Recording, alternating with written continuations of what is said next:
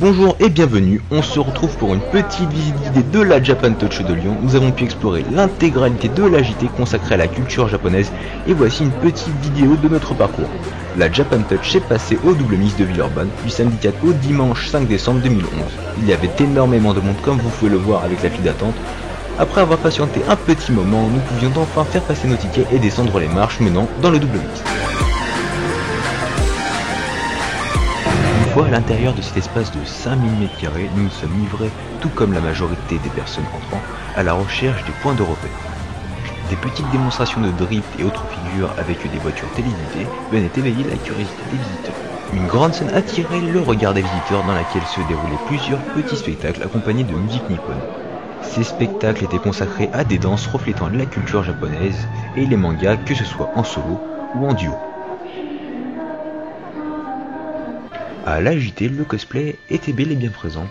Sorte de mode d'origine japonaise, le cosplay c'est donc le fait de se déguiser et d'incarner un personnage de manga, de série animée ou encore en héros de nos jeux vidéo préférés dans le but de leur donner vie.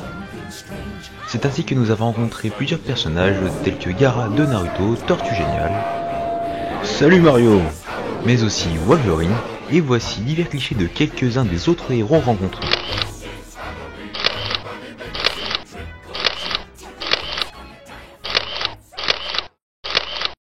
Un grand espace était consacré essentiellement aux jeux vidéo dans lequel se déroulaient divers affrontements entre les joueurs.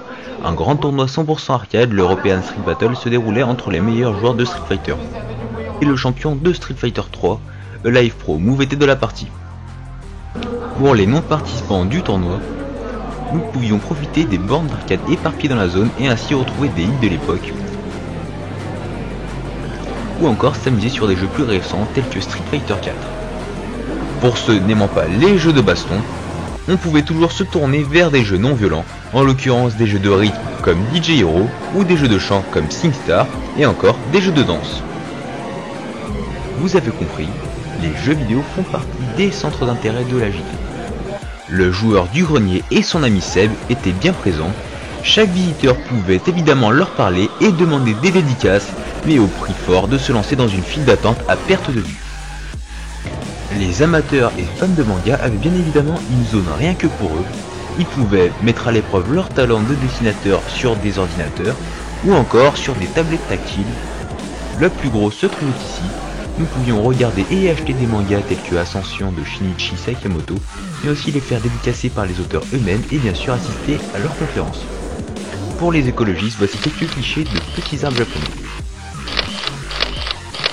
Tout au long de l'exposition, de nombreuses joyeusetés s'offraient à nous. Nous pouvions bien évidemment les acheter en guise de souvenir, faisant le tour de ces stands. Les peluches pouvaient ravir les plus jeunes ou même les plus vieux. Des petites statuettes destinées à décorer. Fans des mangas et animés comme Naruto, des objets des séries pouvaient être achetés. On pouvait également se payer des friandises, mais aussi des plats typiques du Japon. Pour ceux ne savant quoi s'offrir, voici des objets assez drôles. Pour les personnes voulant collectionner ou découvrir des séries animées japonaises, les DVD ne demandaient qu'à être achetés. Les fans de jeux vidéo pouvaient trouver leur bonheur avec des réductions sur des jeux récents. Et les joueurs rétro seront ravis de retrouver leurs anciennes consoles préférées. Pour les collectionneurs d'armes, katana, shuriken, kunai et autres étaient prêts à l'achat, le tout à prix réduit et à usage décoratif.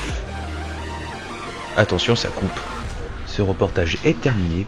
On se retrouvera encore cette semaine pour les 3 dernières vidéos de l'année 2011. Au revoir et à bientôt.